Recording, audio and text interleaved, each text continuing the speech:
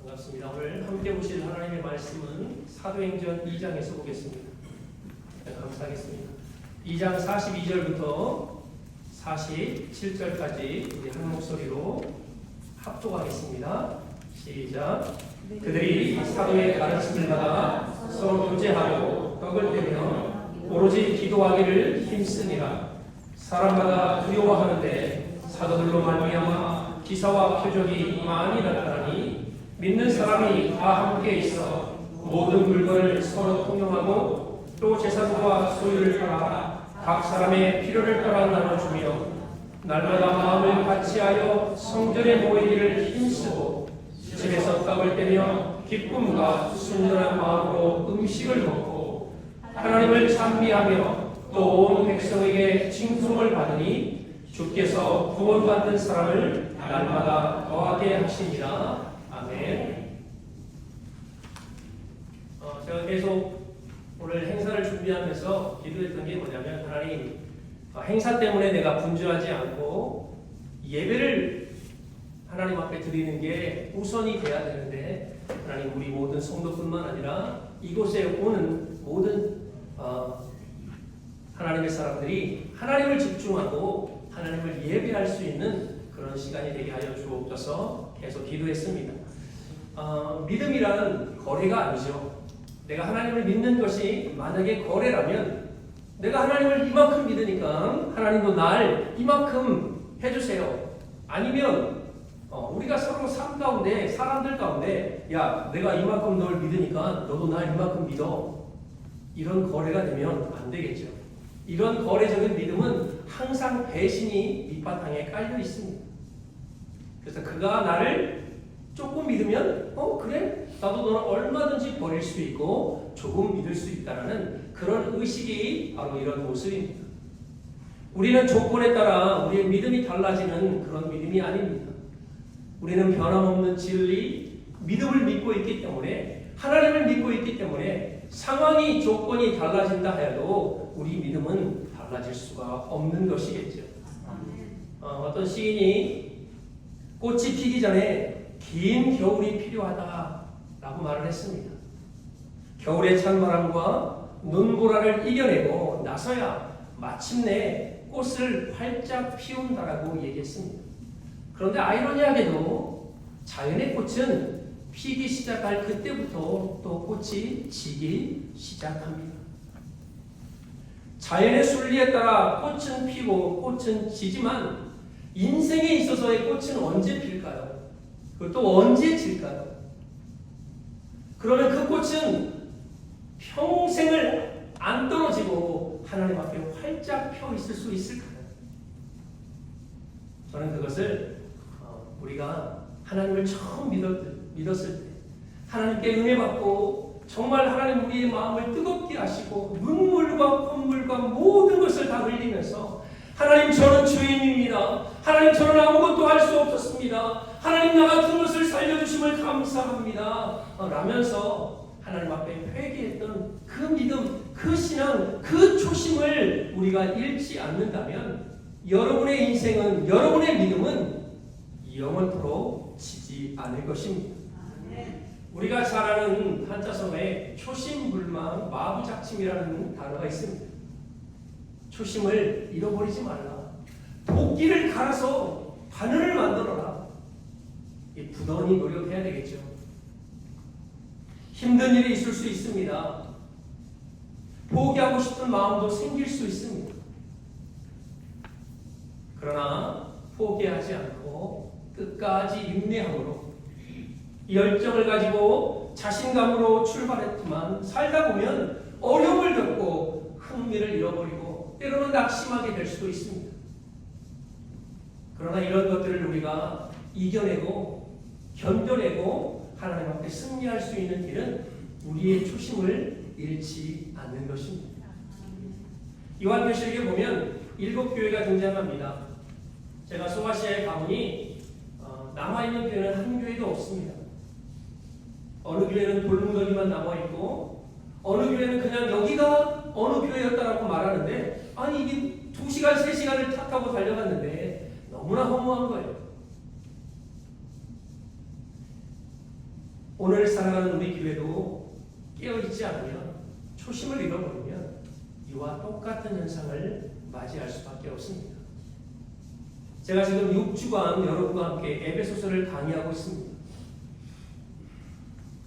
매주 강의하는 그 에베소 교회가 바로 그 소아시아 7교회에 포함이 되어 있는 교회입니다. 그 교회는 열정이 있는 교회였습니다. 그 교회는 영적인 분별력을 갖고 이단을 분별하고 자칭 사도라고 말하는 사람을 하나님의 말씀으로 비추어서 그들을 가려낸 교회입니다. 주를 위하여 참고 게으르지 아니하고 성결한 삶으로 살아갔던 교회가 에베소 교회였습니다. 그런데 하나님은 그 교회를 향하여 책망하십니다. 그 이유가 무엇입니까? 너무나도 잘 아는 그 교회는 처음 사랑을 잃어버렸다라고 하나님은 말씀합니다. 사도 바울의 가르침, 하나님 말씀, 복음으로 그들이 영적으로 무장했지만 한 세대가 지나고 다음 세대가 오니 교회에서 있는 전통만 가지고 하나님의 복음을 외면한 그들에게 하나님은 처음 사랑을 잃어버렸다. 그 사랑을 회복하라고 말씀하고 있습니다. 우리가 주위에 전도하다 보면 또 만나는 사람, 여러 사람을 만나다 보면 교회가 싫어서 교회를 떠난 사람들이 많습니다. 목사도 싫고 성도들이 돈 자랑하는 것도 싫고 교회 안에서 자기 자랑하는 것도 싫고 서로 싸우는 모습도 싫고 이런저런 여러 가지 모습으로 교회를 외면하고 떠나는 이 시대에 하나님께서 우리 교회를 향하여 말씀하신 것 같아요. 처음 사랑을 회복하라. 교회 어디가 무슨 너가 권사고 너가 장로고 목사고 직분을 얘기했습니다.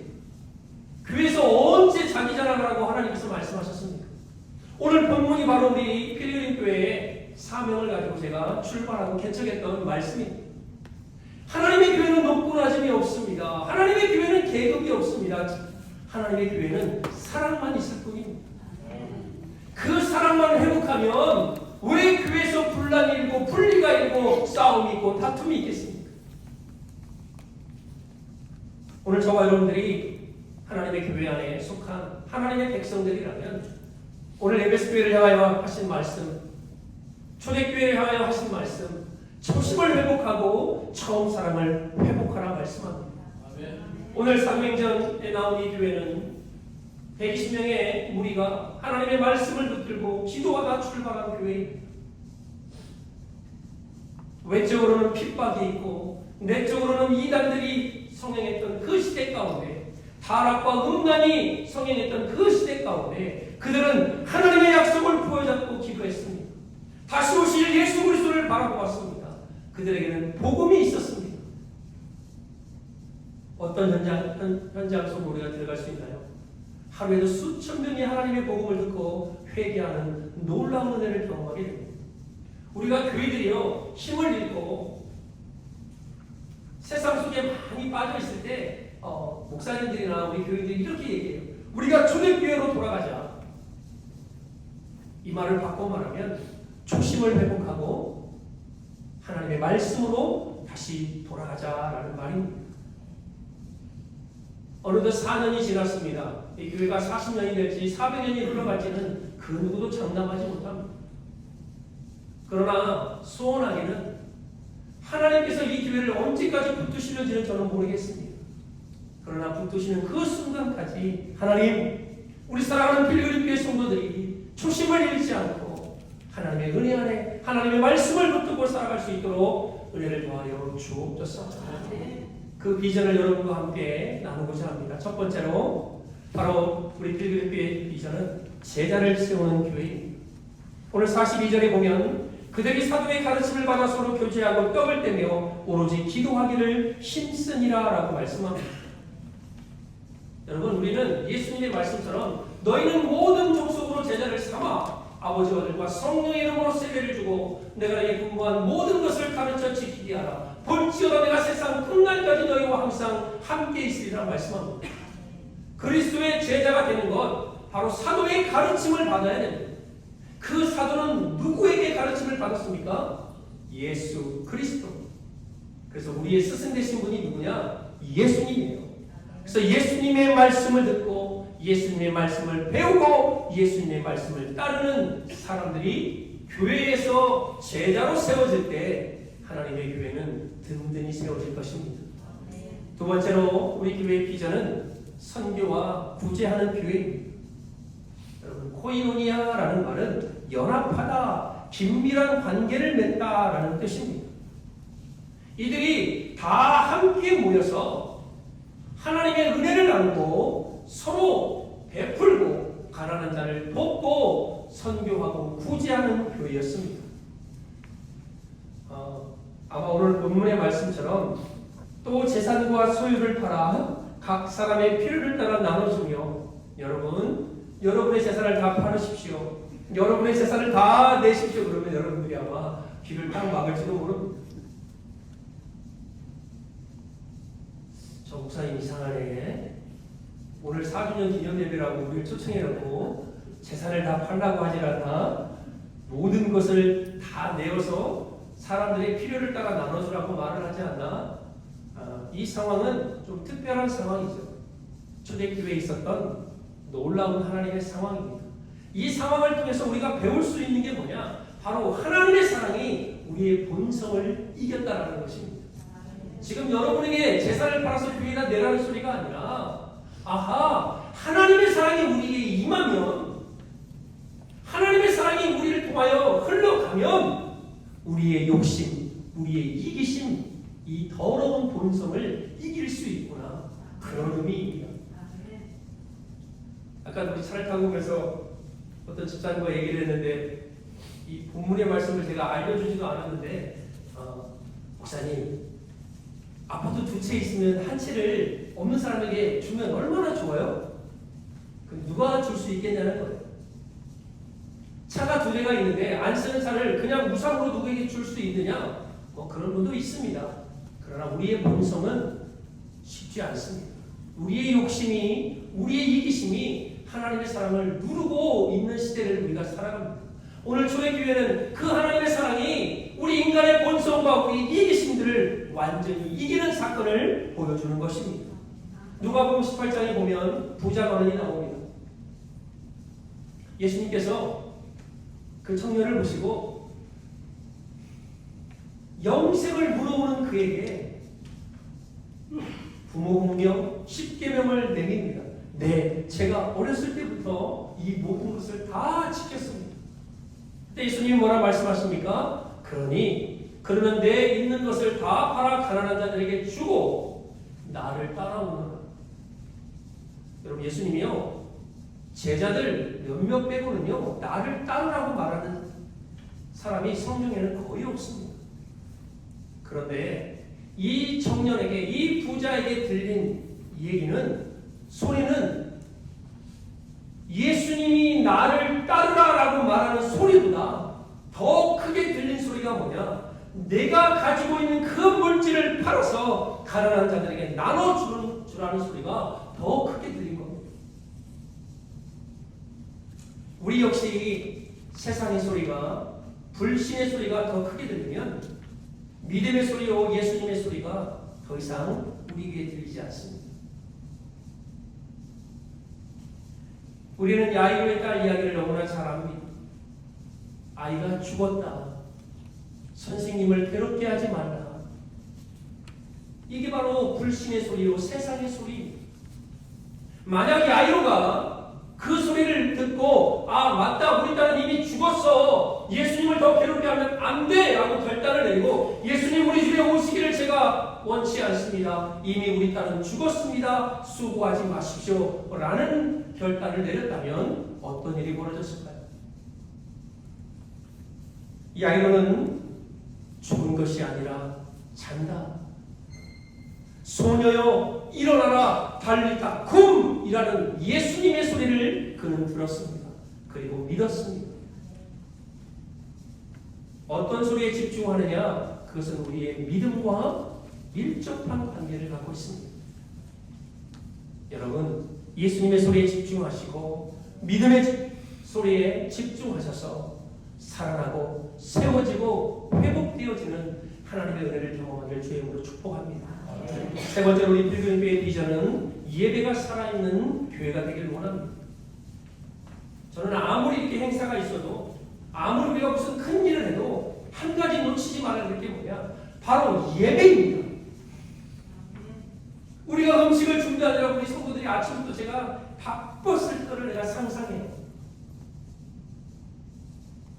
여러분 오늘 여러분이 묵을 드실 텐데 1시간 반을 제가 돌렸습니다.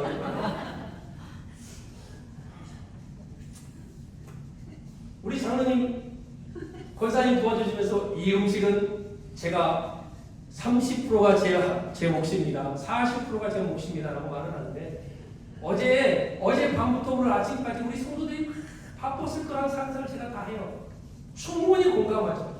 그러나 제 마음속에 하나 계속 부딪히는 것은 하나님, 행사지만 이것은 누구를 위한 행사입니까? 우리가 하나님을 예배하려고 이 시간 우리가 하나님 앞에 드려지는 행사가 아닙니다. 매주 드려지는 예배가 하나님을 향할 수 있도록 주님 도와주옵소서. 매주 예배가 하나님의 이름이 드러나고 예수님의 이름이 높아지도록 우리를 붙들어 주옵소서. 이게 안 되면요, 그 예배는 하나님이 받으시는 예배가 아니라는 것입니다. 그래서 저희 교회 비전은 어떻게 하든 하나님, 내 마음과 힘과 뜻을 다하여 내 중심을 다하여 하나님을 예배케 하게 도와주옵소서. 여러분이 어느 곳에서 예배드리든 그 은혜가 있어야 됩니다. 누구나 구경분자로 저 목사 설교 잘하는가, 저 장로 찬양 잘하는가, 저 집사 기도 잘하는가, 이거 보면 안 돼요. 하나님, 내가 오늘 나의 심령이, 나의 중심이, 나의 영혼이 하나님을 높여드리기를 원합니다. 그럴 때 여러분의 예배가 하나님께 드려지는 예배가 될 것입니다. 하나님은 우리를 부르신 목적이 우리를 통하여 하나님을 예배하게끔 우리를 부르셨습니다. 하나님의 이름이 거룩히 여김을 받으시옵고 하나님의 나라와 뜻이 이 땅 가운데 이루어지기를 위해서 우리의 예배가, 우리의 삶이 하나님께 드려지는 영적 예배가 되어져야 될 것입니다. 네 번째로 우리 교회 비전, 기쁨과 행복이 있는 교회입니다. 여러분, 예배가 회복되면요, 우리 영혼이 기뻐져요. 그래서 교회 오는 게요, 신납니다. 말씀도 은혜롭고 찬양도 은혜롭고 교회 오는 게 행복하고 예배드림이 행복하면요, 교회 12시 그러면 30분 20분 전에 와 있어요. 그런데 교회 오기 싫으면요, 예배의 은혜를 못 받으면, 하나님께 예배가 회복이 되어지지 않으면 교회 가는 데 이것저것 괜히 일을 만들어봐. 설거지도 갔다 와서 하면 되는데 지금 하고 계속 뭔가를 일을 꾸며요. 정각 12시 땡 하고 오든지, 아니면 12시부터 찬양 시작하지 15분 20분쯤 들어오고. 몇 분 웃으시는데, 마찬가지로 성도의 교제가 회복이 되어지면 우리 안에 기쁨과 행복이 있습니다. 신앙생활은 저는 이렇게 생각해요. 즐거운 것이고 행복한 것입니다. 여러분, 신앙생활이 안 행복해요. 우리가 믿는 하나님을 여러분이 만물이 여기는 것입니다. 우리가 예배에서도 보잖아요. 전에는 행악자요, 전에는 기업도 못 받을 자요, 전에는 죄와 허물로 죽었던 우리들을 하나님께서 예수 그리스도의 보혈의 피로 구원시켜 주셔서 하나님의 자녀로 삼아 주셨고 하나님 나라의 상속자로 우리를 세워 주셨는데, 그것 하나만으로 기쁘지 않나요? 도대체 무엇을 우리가 가지고 기뻐해야 되나요? 가끔 청년 때 함께 신앙생활했던 친구들이 전화가 올 때가 있습니다. 우리 청년 때는요, 그냥 교회에서 사는 게 그렇게 좋았어요. 또 교회 권사님들 밤마다 철야 기도하고 함께 자고 아침에 일어나서 새벽 기도 드리고, 그렇게 뜨겁게 신앙생활했던 청년들이 전화가 올 때가 있어요. 이제 목사가 됐다고 신앙 상담을 하는 거겠죠. 형, 오빠 해가면서 전화가 오는데, 수십 년간을 한 교회에서 열심을 해서 헌신했습니다. 근데 지금 교회 가기가 싫다는 거예요.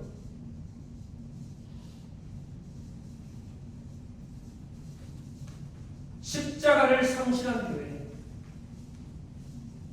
쉽고 편안함에 익숙하여서 복음이 사라진 교회. 교회 안에서 목사와의 갈등, 성도들 간의 갈등, 외톨이가 된 그 기분, 하나님을 예배하면서 은혜 받지 못하는 자신의 모습을 보면서 어떻게 하면 좋냐고 물어옵니다.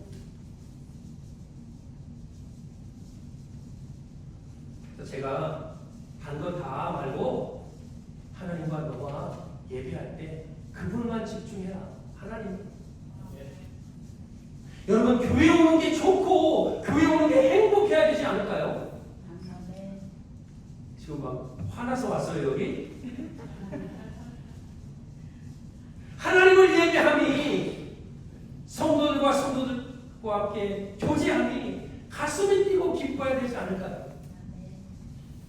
오늘 본문에 보면 교회는 몹시 기뻐함과 마음의 순전함이 있어야 된다고 말합니다.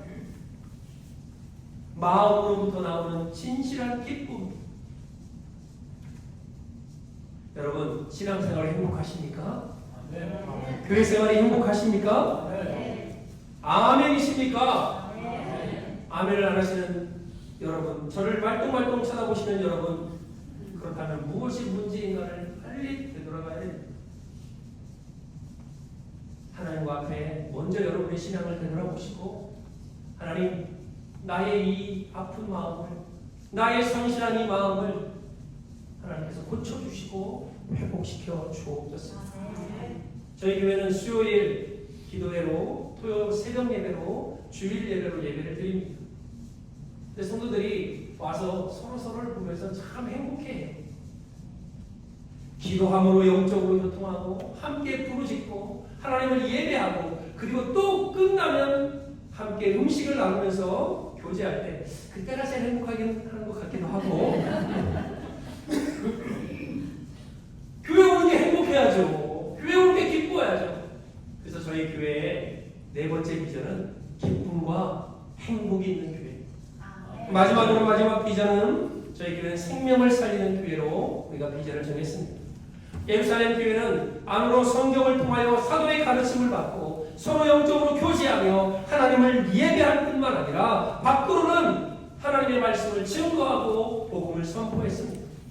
이런 상황에서 하나님을 찬미하니 온 백성이 칭송을 받고 주께서 구원 얻을 백성들을 날마다 더하게 하셨다고 말씀합니다. 마가복음 6장에 예수님께서 제자들을 복음을 증거케 해서 파송합니다. 둘씩 짝지어서 보낼 때 가는 곳마다 귀신이 쫓겨을 받고 병든 자가 치유받고 문제 있던 자가 해결받습니다. 마가는 특별하게 그 사역을 가리켜서 사도들이 나가서 70인 전도자들이 나가서 하나님의 복음을 증거하고 그리스도의 말씀을 선포할 때 죽은 병든 자가 치유되고 귀신이 떠나가는 그 모든 사건을 가리켜 뭐라고 고백하냐면 예수 그리스도의 이름이 드러난지라라고 말씀합니다. 아니, 사도들이 가서 복음을 전했고 전도자들이 가서 예수님을 증거했는데 마가는 그거를 가리켜 예수 그리스도의 이름이 드러났다라고 선포합니다. 여러분, 왜 그럴까요? 그들이 누구의 이름으로 했느냐가 중요한 겁니다. 예수 그리스도의 복음으로 그들에게 증거할 때 그들이 병고침을 받고 귀신이 떠나가고 문제가 해결되는 그것을 향하여 예수 그리스도의 이름이 드러난지라. 여러분, 이 교회 역시 마찬가지입니다. 하나님의 이름이 드러나야 되고 예수 그리스도의 이름이 드러나야 됩니다. 누구 장로, 누구 목사, 누구 집사의 이름이 아니라 예수 그리스도의 이름만이, 하나님의 이름만이 드러나야 그게 참 교회요, 하나님이 참 기뻐하는 교회인 줄을 저는 믿습니다. 때로는 우리의 이름이 드러나지 않아도 돼요. 우리 장로님, 권사님, 집사님들 얼마나 애쓰시는지 몰라요. 잘 알죠. 근데 제가 칭찬을 잘 안 씁니다. 내가 그냥 이렇게 알죠? 이렇게 하지만 저분들 이름도 없이 빛도 없이 하나님 섬겨요. 오늘 장로님 이 테이블 옮기면서 목사님, 나 이거 언제 은퇴해요? 70이 훨씬 넘으셔서 제가 마음이 안 좋죠. 하나님, 젊은 친구들 좀 오게 해주세요. 그렇게 헌신하고 그렇게 섬겨도 저분들의 이름이 전혀 드러나지 않습니다. 왜요? 하나님의 교회는 예수 그리스도의 이름이 드러나면 돼요. 하나님의 교회는 하나님의 이름이, 성령 하나님의 이름이 드러나면 그것으로 족한 것입니다. 오늘 우리가 본 사도행전 2장의 초대교회의 모습이 바로 이런 모습입니다. 사도의 가르침을 받고 서로 떡을 떼며 성전에 모이고 하나님 앞에 예배하며 기도했던 교회. 그러니 하나님께서 온 백성에게 그들을 칭송받게 하고 주께서 구원 얻을 많은 사람들을 보내어 주셨다라고 날마다 더하게 하셨다라고 말씀하고 있습니다. 저와 여러분들의 삶에 우리 필그림 교회 또한 여러분이 섬기는 교회 예수 그리스도의 이름만이 하나님 이름만이 높아지고 드러나기를 간절히 원하고 바랍니다. 오늘 오신 분들 환영하고요. 감사하고요. 우리 필그림 교회가 초대교회의 영성을 회복하고 모이는 일에 힘쓰고 기도하며 온 주위의 백성들에게 칭송을 받고 구원 얻을 사람들이 날마다 더하게 하시는 하나님의 은혜가 넘쳐나기를 우리 주 예수 그리스도의 이름으로 축복합니다. 기도합니다. 하나님